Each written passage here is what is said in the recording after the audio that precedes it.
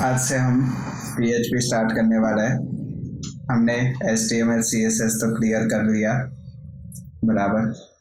अब हम जब PHP स्टार्ट कर रहे हैं बराबर, तो पहले तो सिंपल चीज़ है, आज मैं कोई भी चीज़ स्टार्ट करूं तो उससे पहले मुझे पता होना चाहिए कि ये चीज़ मैं क्यों कर रहा हूँ। आज कोई भी XYZ चीज़ मुझे इतना समझ आता है, मैक्सिमम पब्लिक क्या करती है, उसने बोला कि ये कर ले तो वो कर लेता है, उसने बोला ये कर ले तो ये कर लेती है, पर वो खुद से नहीं सोचती कि उसको ये चीज़ क्यों करना है। तो मैं तो यही बताऊंगा कि आज हम PHP सीखेंगे तो पहले आपको समझ होना चाहिए कि PHP हम क्यों सीखेंगे, PHP की ज़रूरत क्यों पड़ेगी। तो एक सिंपल सी बात समझो कि आज C था, सबसे पहले लैंग्वेज कौन सा है, C लैंग्वेज। तो C प्रोग्रामिंग लैंग्वेज है, उससे भी प्रोजेक्ट बनते थे, C++ से भी बनते थे, उसके बाद जावा लैंग्वेज आई उससे भी बनते थे। तो पर PHP लैंग्वेज लाने की जरूरत क्यों पड़ी, पहले तो ये हमें क्लियर होना चाहिए कि मैं PHP लैंग्वेज सीखूंगा तो उससे मुझे क्या फायदा होगा। समझ रहे हो मैं क्या बोल रहा हूँ कि PHP लैंग्वेज मैं सीखूंगा तो मुझे समझ क्या आएगा और मुझे बेनिफिट क्या होगा। तो कि एक सिंपल सी बात समझो, आज सबसे पहले C लैंग्वेज आया, तो C लैंग्वेज में भी प्रोग्रामिंग होता था, तो C++ की जरूरत क्यों पड़ी। तो आपने कभी नोट किया कि C लैंग्वेज से क्या एप्लीकेशन बनती थी, तो कि C लैंग्वेज से कंसोल बेस्ड एप्लीकेशन बनती थी। कंसोल बेस्ड माने ऐसी जो कमांड प्रॉम्प्ट में रन होती थी। तो C लैंग्वेज से टोटली किस टाइप की एप्लीकेशन बनती थी, जो कमांड प्रॉम्प्ट में रन होती हो, कंसोल बेस्ड एप्लीकेशन रन होती थी। अब समझ लो कि ये कमांड प्रॉम्प्ट में आपने पूरा सॉफ्टवेयर बना दिया, ठीक है, कंसोल बेस्ड एप्लीकेशन आपने C के अंदर बना दी। तो C में प्रोग्रामिंग होता था तो C++ की जरूरत क्यों पड़ी थी, तो क्या C++ ऑब्जेक्ट ओरिएंटेड है और C प्रोसीजर ओरिएंटेड लैंग्वेज है। प्रोसीजर ओरिएंटेड और ऑब्जेक्ट ओरिएंटेड लैंग्वेज के बीच में डिफरेंस क्या है, तो क्या प्रोसीजर ओरिएंटेड का मतलब ये कि एक फाइल बनेगा पूरे एप्लीकेशन के लिए, उसी फाइल के अंदर पूरा प्रोग्राम लिखा जाता है, आउटपुट भी कंपाइल भी सब कुछ एक ही फाइल। तो समझ लो कि आप कोई सॉफ्टवेयर बना रहे हो और समझ लो कि आप C से बनाते हो तो कंसोल बेस्ड एप्लीकेशन बनेगी। तो C से अगर आप कंसोल बेस्ड एप्लीकेशन बनाते हो, पूरा सॉफ्टवेयर बना दिया, एक ही फाइल में सब कुछ लिखा होगा, तो कितना कोड बढ़ जाएगा एक ही फाइल में, तो कॉम्प्लेक्सिटी कितनी बढ़ जाएगी। बस एक ही फाइल को आपको रिफर करना पड़ेगा। समझ रहे हो मैं क्या बोल रहा हूँ। अगर एक फाइल के अंदर की चीज को अगर दूसरी फाइल में एक्सेस करना है तो पहली चीज तो दूसरी फाइल बनती ही नहीं है। C के अंदर प्रोजेक्ट के अंदर एक ही फाइल बनती है, तो पूरा एप्लीकेशन एक ही फाइल में बनेगा, तो ये तो एक ड्रॉबैक हुआ, क्योंकि वो प्रोसीजर ओरिएंटेड लैंग्वेज है। प्रोसीजर ओरिएंटेड का मतलब एक ही प्रोसेस में काम खत्म करना, और ऑब्जेक्ट ओरिएंटेड का मतलब क्या कि जितना भी कोड है उसको मैं छोटे छोटे क्लास के अंदर डिस्ट्रीब्यूट कर सकता हूँ, और उसके बाद मुझे जहाँ जहाँ ज़रूरत पड़ती है वहाँ मैं उसका ऑब्जेक्ट बनाकर एक्सेस कर सकता हूँ। What is class, what is object, हमारा PHP में भी सीखना ही है। समझ, आज हम सिर्फ PHP की ज़रूरत क्यों पड़ी, PHP की बेसिक सिंटैक्स क्या है वही समझने वाला है बराबर। परंतु हमारा जो कल से लेक्चर होगा वो सारा C के रिगार्डिंग ही होगा, सिंटैक्स PHP का होगा, पर टॉपिक हमारा C का रहेगा। Is it clear. तो C से अच्छा है C++, किसके लिए, पर कंसोल बेस्ड एप्लीकेशन के लिए। सिर्फ कंसोल बेस्ड एप्लीकेशन बनाना है तो C++ अच्छा है, परंतु एक सिंपल सी बात समझो कि कंसोल बेस्ड एप्लीकेशन बनाना है तो C++ से अच्छा बन सकता है। पर कंसोल बेस्ड एप्लीकेशन में इश्यू क्या है, पूरा कमांड प्रॉम्प्ट में रन होता है, कोई ग्राफिकल यूजर इंटरफेस नहीं है, पब्लिक को पसंद नहीं आता है, ना उधर मैं कोई माउस को ऑपरेट कर सकता हूँ, पूरा कीबोर्ड से ही मुझे ऑपरेट करना रहेगा। मतलब मैं पूरा बोर हो जाता हूँ उस स्ट्रक्चर को देखकर। इसलिए उन्होंने डेस्कटॉप एप्लीकेशन बने प्लस ऑब्जेक्ट ओरिएंटेड हो, और साथ ही साथ डेस्कटॉप एप्लीकेशन भी बने, ऐसी लैंग्वेज ढूंढी, जावा। अब डेस्कटॉप एप्लीकेशन का बहुत डिमांड बनने लगा, डेस्कटॉप एप्लीकेशन में बहुत सारे सॉफ्टवेयर बनने लगे, पर अब बोलते हैं ना, लालच बुरी बला है। पहले प्रोग्रामिंग लैंग्वेज में कंसोल बेस्ड एप्लीकेशन बनता था, C++, उससे अच्छा कोर जावा आया जिसमें डेस्कटॉप एप्लीकेशन बनने लगा। पर डेस्कटॉप एप्लीकेशन में क्या इश्यू आया कि एक सिंपल सा एग्जांपल लेके समझाता हूँ, आपको पता ही होगा कि समझ लो कि मैंने एक छोटा सा पार्टी एंट्री का एक सॉफ्टवेयर बनाया, ठीक है, स्टूडेंट एडमिशन का एक एंट्री का सॉफ्टवेयर बनाया। अगर मैं कंसोल बेस्ड में बनाता हूँ और डेस्कटॉप बेस्ड में बनाता हूँ, कंसोल बेस्ड में GUI नहीं मिलता, डेस्कटॉप में मुझे थोड़ा GUI मिलता है, तो समझ लो कि मैंने डेस्कटॉप एप्लीकेशन बनाया। अब डेस्कटॉप में प्रॉब्लम क्या होगा कि मैंने कोई सॉफ्टवेयर बनाया, उसको मैं रन करूंगा तो इसी लैपटॉप में रन होगा, क्योंकि वो सॉफ्टवेयर मैंने किस सिस्टम में इंस्टॉल किया है, इस सिस्टम में। मैंने इस सिस्टम में वो सॉफ्टवेयर इंस्टॉल किया है, इसलिए मैं इस सिस्टम में ही उस सॉफ्टवेयर को यूज कर सकूंगा। अगर मैं स्टूडेंट एडमिशन की 10 एंट्रियां डाल रहा हूं तो वो इस सर्वर के अंदर स्टोर होगी, जो हमारा PC है उस सर्वर में। अब समझ लो कि बाजू का जो ऑपरेटर है वो बोलता है कि ला भी मैं भी 2-4 एंट्रियां डालूं, तू 2-4 एंट्री डाल और मैं भी 2-4 एंट्रियां डालूं सॉफ्टवेयर में।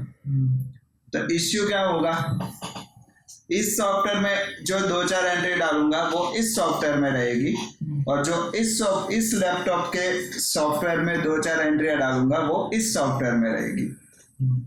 ना इसकी एंट्री उधर आएगी ना उसकी एंट्री उधर आएगी। अगर लानी है तो दोनों को LAN में कनेक्ट करना पड़ेगा, दोनों सर्वर को LAN में कनेक्ट करना पड़ेगा, ताकि यही सिस्टम मैं वहां ऑपरेट कर सकूं। पर समझ लो कि मेरा सॉफ्ट सिस्टम घर पे पड़ा है और मैं ऑफिस पे बैठा हूँ, तब मुझे उस सॉफ्टवेयर को एक्सेस करना है तो मैं कर सकूंगा? नहीं कर सकूंगा। मुझे क्या करना पड़ेगा, उसमें से डेटा का बैकअप लेना पड़ेगा इस सॉफ्टवेयर के अंदर। पहली चीज तो इस सिस्टम में वो सॉफ्टवेयर वापस इंस्टॉल करना पड़ेगा। अगर नया लैपटॉप है तो इस सिस्टम में मुझे वापस वो सॉफ्टवेयर इंस्टॉल करना पड़ेगा। सॉफ्टवेयर इंस्टॉल करने के बाद वो डेटा डालना पड़ेगा, तब जाके मुझे वो डेटा और सॉफ्टवेयर मिलेगा। तो क्या इसका सॉल्यूशंस क्या? तो इसका के एक सॉल्यूशन है क्या, तो ये पूरा सॉफ्टवेयर हम वेब बेस्ड बना दें। वेब बेस्ड मतलब जो ब्राउजर में ऑपरेटर होता है, ब्राउजर कहीं से भी ऑपरेट होता है, क्योंकि उसका जो सर्वर है वो वेब बेस्ड सर्वर है। समझ रहे हो मैं क्या बोल रहा हूँ? ये हमारा जो PC है उसको एक सर्वर ही बोलते हैं, आपका जो PC है उसको एक सर्वर ही बोला जाता है, पर हमारा सर्वर एक हम ही ऑपरेट कर सकते हैं। समझ रहे? तो उसके लिए हमें एक वेब बेस्ड सर्वर की जरूरत पड़ेगी। लाइक एक एग्जांपल, आपने GoDaddy नाम सुना होगा, godaddy.com। तो GoDaddy वाला क्या करता है, आपको वेब बेस्ड एक जगह देता है। आपका जो प्रोजेक्ट है उसको अपलोड करने के लिए एक छोटा सा सिस्टम बना कर देता है। मतलब ये जो लैपटॉप है उसी तरीके से एक छोटा सा लैपटॉप आपको प्रोवाइड करता है। आप जब वेब बेस्ड सर्वर परचेस करोगे ना, तब आपको पूछा जाएगा कि आपको कितने रैम का सर्वर चाहिए, कितना हार्ड डिस्क का चाहिए। समझ रहे हो मैं क्या बोल रहा हूं? जब पीसी लेने जाते हैं ना, तो उसके लिए जो कॉन्फ़िगरेशन पूछा जाता है, उसी तरीके से हम जो वेब बेस्ड सॉफ्टवेयर बनाएंगे उसको जब सर्वर पे रखेंगे तब सेम टू सेम क्वेश्चन उधर होगा। पर वो जो सर्वर होगा वो वेब बेस्ड होगा, वो कहीं से भी ऑपरेट हो सकता है। इसीलिए वेब एप्लीकेशन का डेवलपमेंट चालू हुआ और डेस्कटॉप एप्लीकेशन का डिमांड कम होता गया। अब वेब बेस्ड एप्लीकेशन बनाना है तो जावा में भी बन सकता है, पीएचपी ही क्यों। डेस्कटॉप एप्लीकेशन जावा में बनता था, डेस्कटॉप एप्लीकेशन में प्रॉब्लम आया तो उन लोगों ने जावा में वेब एप्लीकेशन का भी सर्च किया। जेएसपी, सर्वलेट, स्प्रिंग जैसी चीज है जावा में जो वेब एप्लीकेशन बनाने में हेल्पफुल होती है। तो फिर पीएचपी क्यों? तो पीएचपी इसलिए क्योंकि पीएचपी लाइट वेटेड लैंग्वेज है, पहली चीज। दूसरी चीज, पीएचपी में टोटली वेब एप्लीकेशन ही बनती है। अब जावा में कंसोल भी बनती है, वेब भी बनती है और डेस्कटॉप भी बनती है, तो ऑफकोर्स लाइब्रेरी ज्यादा होगी, कोड लेंदी होगा, कॉम्प्लेक्सिटी बढ़ेगी। तो क्या इसका सॉल्यूशन क्या? तो क्या एक ऐसी लैंग्वेज ढूंढो कि जिसमें सिर्फ वेब एप्लीकेशन ही बने। तो ऐसी लैंग्वेज माने क्या? पीएचपी। इसलिए हम पीएचपी सीखेंगे क्योंकि पीएचपी में टोटली वेब एप्लीकेशन ही बनती है। Is it clear? अब वेब बेस्ड एप्लीकेशन HTML में भी बनती है, पीएचपी में भी बनती है। तो डिफरेंट क्या है दोनों में, तो हम लाइव प्रैक्टिकली समझे। जो पेज वेब सर्वर में रन होता है, मतलब के ब्राउजर के ऊपर रन होता है, उसको वेब पेज बोला जाता है। वो चाहे HTML हो, PHP हो, JSP हो, ASPX हो या कोई भी हो। समझ रहे हो मैं क्या बोल रहा हूं? तो HTML और PHP में क्या डिफरेंस? आपको इंटरव्यू में क्वेश्चंस पूछ सकते हैं कि what is the difference between static web page and dynamic web page. Static web page और डायनेमिक वेब पेज में क्या डिफरेंट है, तो हम लाइव देखते हैं।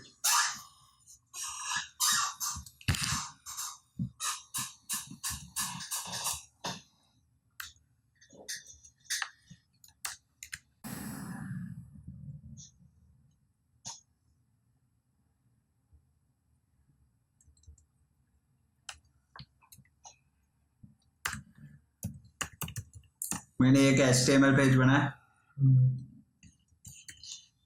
उसके अंदर एक H1 टैग लिया जिसके अंदर मैंने हेलो लिखा। इस फाइल को मैं right click open in browser करता हूँ, हेलो आउटपुट आ गई।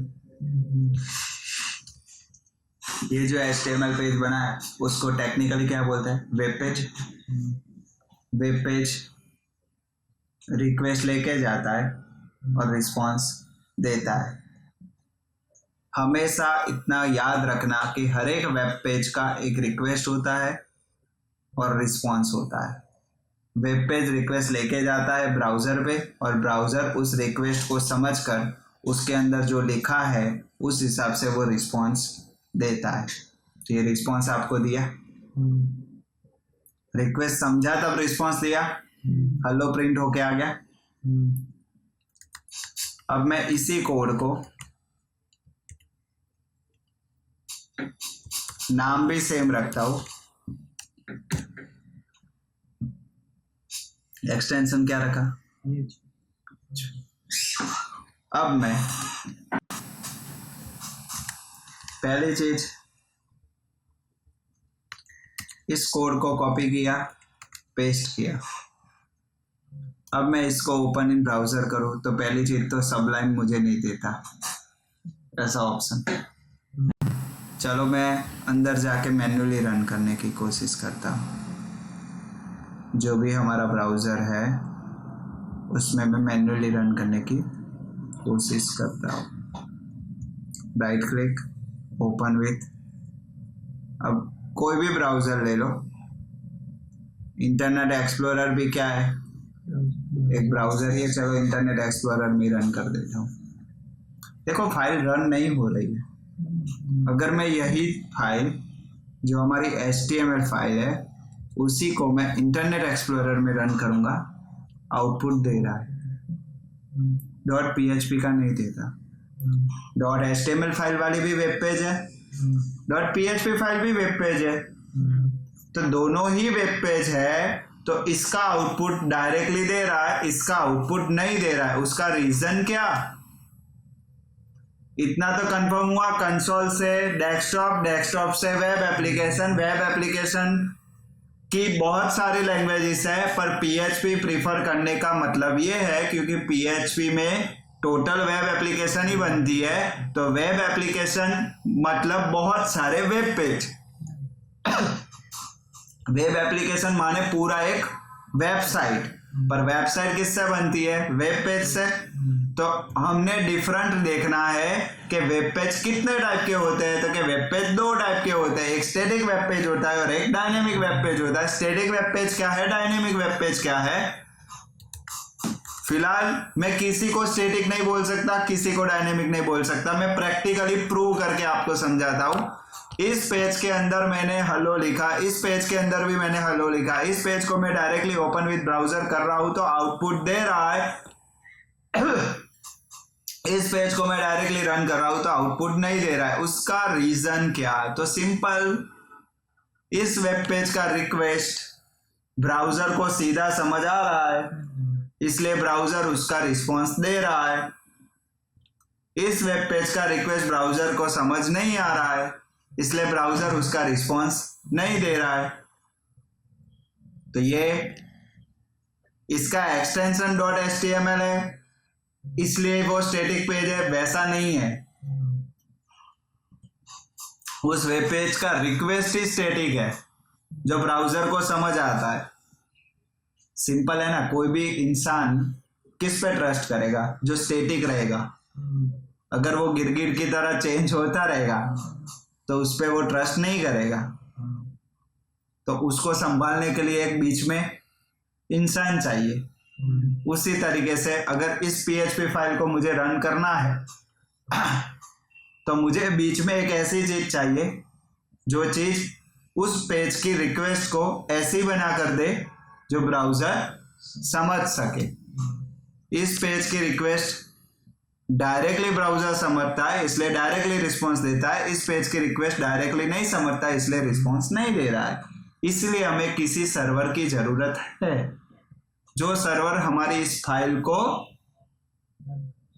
रन नहीं करता। वो बस सिर्फ इतना करता है कि इस पेज की जो रिक्वेस्ट है वो वैसे कन्वर्ट करके देता है जो ब्राउजर समझ सके। उसके बाद वो ब्राउजर में जाके छोड़ देता है। उसके बाद वो ब्राउजर रिक्वेस्ट एक्सेप्ट करता है और रिस्पॉन्स देता है। समझ रहे? अंदर कोड क्या लिखा है उससे मतलब नहीं है। अब आपको रिटर्न क्वेश्चंस करूं। इतने दिन से हम HTML सीख रहे थे, उसमें मैंने ऐसे ऐसे कुछ डिव बनाए थे। अगर मैं 500 बार रन करूं फिर भी वो डिव उतने ही रहने चाहिए, उतने ही रहने चाहिए, बराबर। तो आप वो जो डिजाइनिंग था वो HTML में बनाना प्रीफर करोगे कि PHP में? ऑफ कोर्स HTML में, क्योंकि PHP में बनाऊंगा तो उसको तो रन करने के लिए बीच में एक सर्वर की जरूरत पड़ेगी। मतलब दो स्टेप होने के बाद आउटपुट देगा, जबकि HTML सीधा रिक्वेस्ट सीधा रिस्पॉन्स। PHP क्या करेगा? बीच में जाएगा, उसके बाद रिस्पॉन्स देगा। Is it clear? ओके। अब PHP फाइल को रन करने के लिए सर्वर की जरूरत है, तो ऑफ कोर्सली PHP फाइल में बनाऊंगा तो HTML कोड लिखने के लिए तो मैं बनाऊंगा नहीं अकेला HTML। नो डाउट HTML तो लिखूंगा ही, क्योंकि उसको भी वेब पेज बोला जाता है, और वेब पेज हम डिजाइन तो बनाएंगे तब कुछ ब्राउजर में दिखेगा ना।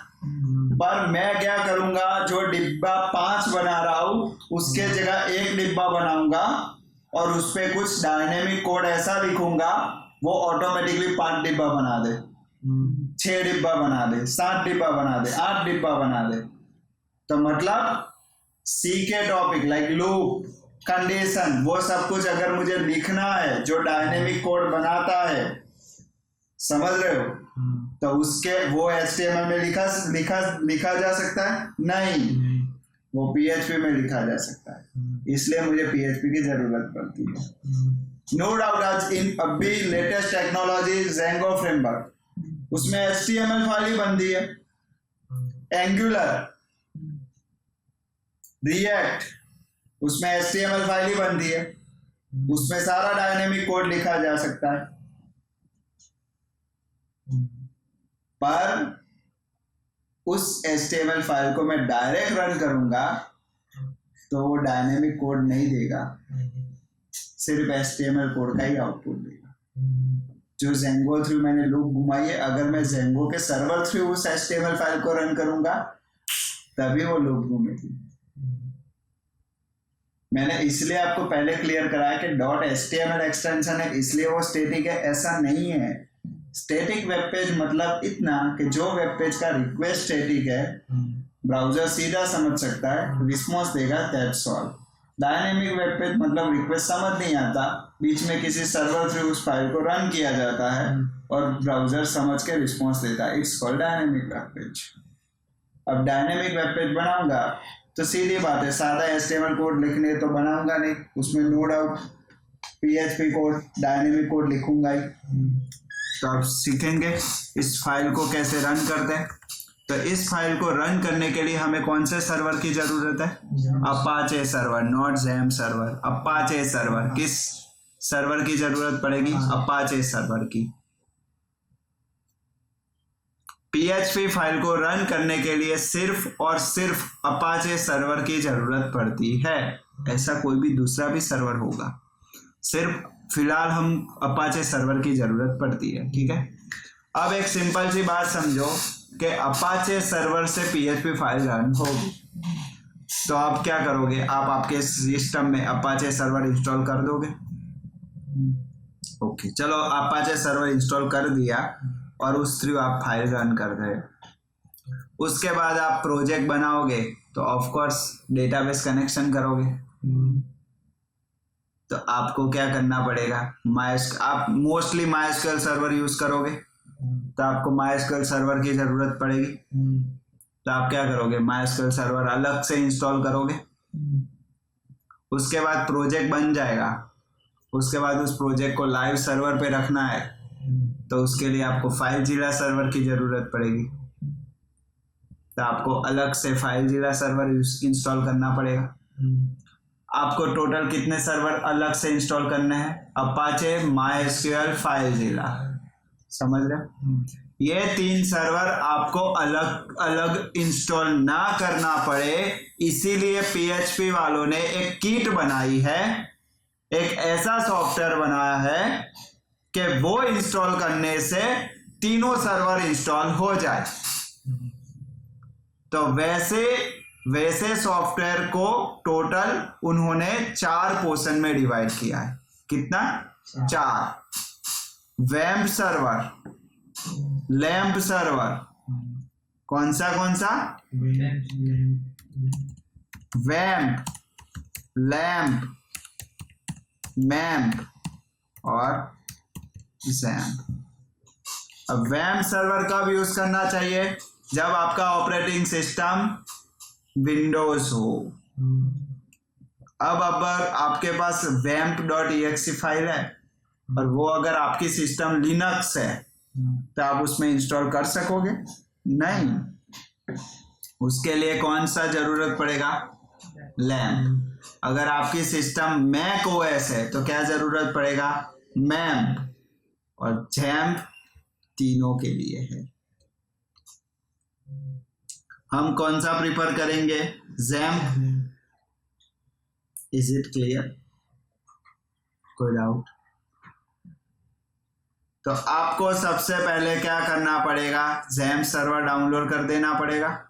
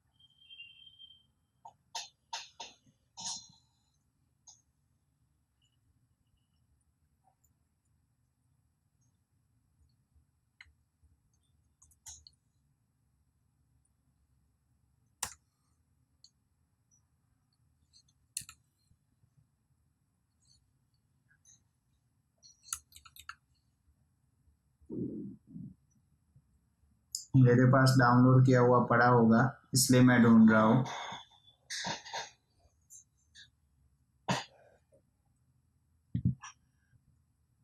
ये ठीक है। अगर आपके पास नहीं है तो आप सिंपल लिखो जैम्प लेटेस्ट वर्जन डाउनलोड। आपका ऑपरेटिंग सिस्टम विंडोज 32 बिट हो तो आप 32 बिट का डाउनलोड कर सकते हो, 64 का है तो 64 का डाउनलोड कर सकते हो। आप इधर लेटेस्ट वर्जन डाउनलोड कर दो। जैसे ही डाउनलोड करोगे ये देखो आ गया,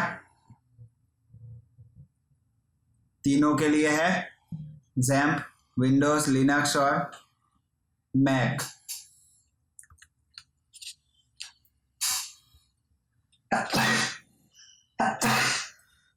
डाउनलोड करने के बाद आप इसको जहां पर भी इंस्टॉल करना है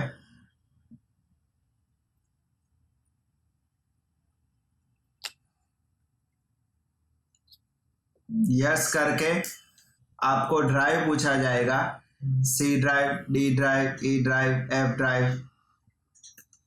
तो आपको जहां पे भी इंस्टॉल करना है आप उसको इंस्टॉल कर सकोगे।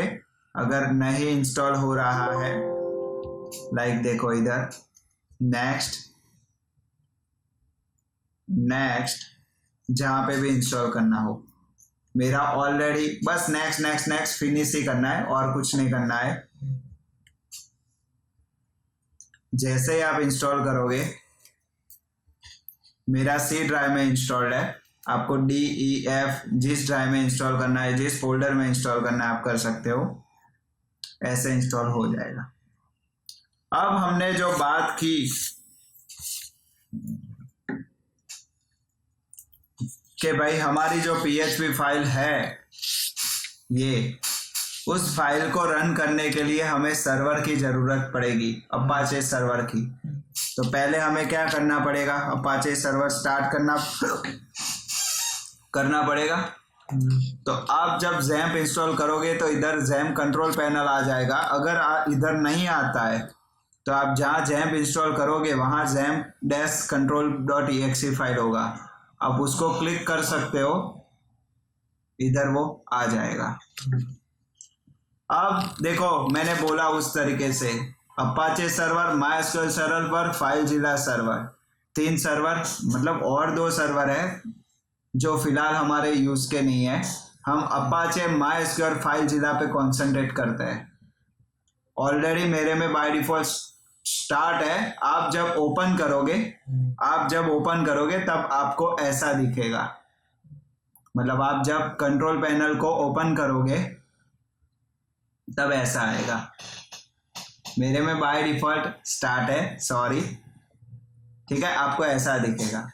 आपको फिलहाल किस सर्वर की जरूरत है? सिर्फ अपाचे सर्वर, क्योंकि फिलहाल तो हमारा डेटाबेस कनेक्शन का कंसेप्ट चल नहीं रहा, क्योंकि हम तो अभी core PHP HTML class object function C++ के कंसेप्ट पढ़ेंगे। उसके बाद हमें डेटाबेस कनेक्शन के टॉपिक की ज़रूरत पड़ेगी। तो फिलहाल सिर्फ हम क्या स्टार्ट करेंगे? Apache server. अगर आपको हर बार ओपन करो सेम और बार बार चालू ना करना हो तो आप इधर आके कॉन्फ़िग में आ जाके इधर ऑटो स्टार्ट ऑफ मॉड्यूल्स में अपाचे टिक कर सकते हो। मैंने दोनों कर रखा है क्योंकि मुझे दोनों ज़रूरत है, ठीक है। और सेव कर दोगे तो आप जब लैपटॉप चालू करोगे और सिर्फ लैपटॉप चालू करके आपने अगर इधर पिन कर दिया है कंट्रोल पैनल को, लाइक समझ लो कि आपने टास्क बार में पिन कर दिया, सिर्फ आप उस पर क्लिक करोगे वो अपने आप चालू हो जाएगा। देखो मैंने दोनों बाय डिफॉल्ट स्टार्ट कर रखे, तो देखो दोनों स्टार्ट हो जाते हैं। अब अगर आपको फाइल रन करना है, मैंने बोला ना अपाचे सर्वर पे फाइल रन करना है, तो हमारी फाइल भी कहाँ बननी चाहिए? सर्वर पे ही। तो हमने जो फाइल बनाई थी इसको हम कट करके कहाँ रखेंगे? सर्वर पे। तो C ड्राइव XAMPP, उसके अंदर htdocs नाम का फोल्डर होगा। XAMPP के अंदर www नाम का फोल्डर होता है, उसी तरीके से XAMPP के अंदर htdocs नाम का फोल्डर है। ये सर्वर अपाचे सर्वर का फोल्डर है, ये मैंने नहीं बनाया ना, आपने बनाया है। ये अपाचे सर्वर का फोल्डर है, ये मेरे सारे प्रोजेक्ट्स है। मैं आपके नाम का एक न्यू फोल्डर बना देता हूं, न्यू लर्नर। उसके अंदर इस फाइल को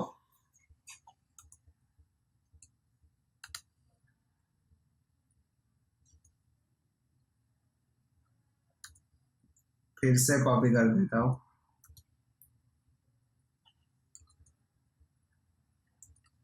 इसी फाइल को कट करके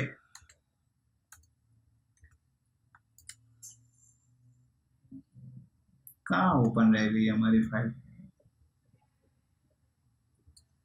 मैं नई फाइल बना देता हूं, शायद से इधर मैं फिर भी नई फाइल बना देता हूं। यही कोड को कॉपी करूंगा, open folder C drive XAMPP htdocs new learner.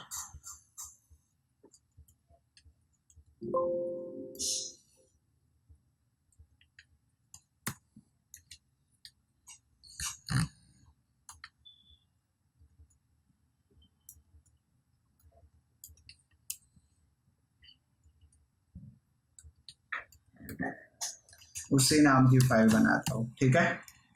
इस पे रख दिया। अब ये फाइल किस पे बनी? सर्वर पे, न्यू लर्नर नाम के फोल्डर के अंदर।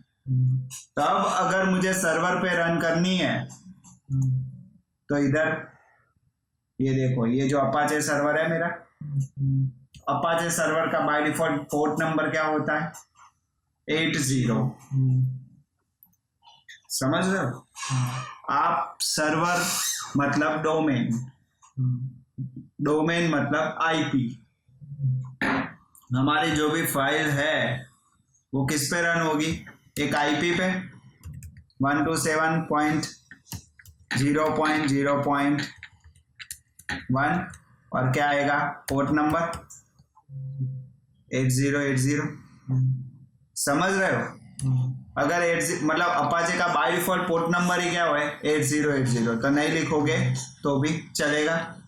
और स्लैश हमारा जो फोल्डर का नाम है वो लिख दो। उसके लिए वो सर्वर चालू होना चाहिए, अदरवाइज क्या लिख दो, लोकल होस्ट। ये डोमेन का नाम है, लोकल होस्ट भी लिख सकते हो, आईपी का नाम भी, नंबर भी लिख सकते हो। हमारे फोल्डर का नाम है न्यू लर्नर।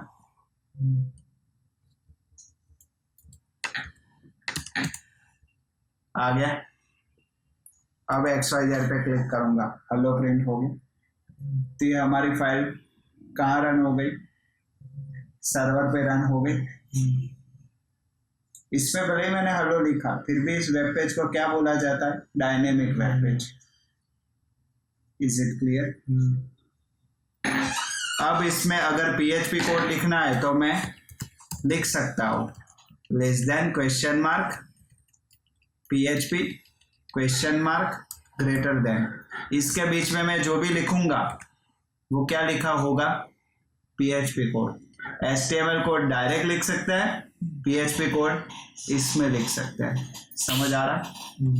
अब PHP में कुछ भी प्रिंट करना है, हेलो प्रोग्राम, तो किस में लिखा जाता है, इको।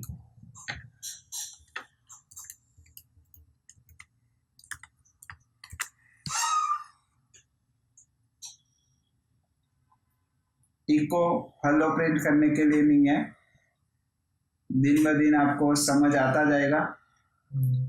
आज हमने क्या सीखा, तो कि भाई कंसोल, वेब, डेस्कटॉप सभी में डिफरेंट क्या है, वेब बेस्ड एप्लीकेशन में भी स्टैटिक और डायनेमिक वेब पेज के बीच में डिफरेंस क्या है, डायनेमिक वेब पेज रन कैसे होता है, वैम जैम लैम मैम के बीच में डिफरेंस क्या है, जैम कैसे इंस्टॉल होता है, जैम के अंदर फाइल अपाचे सर्वर में कैसे फाइल बनाई जाती है और उसको सिंपल रन कैसे किया जाता है, और PHP कोड और HTML कोड एक साथ कैसे लिखा जाता है।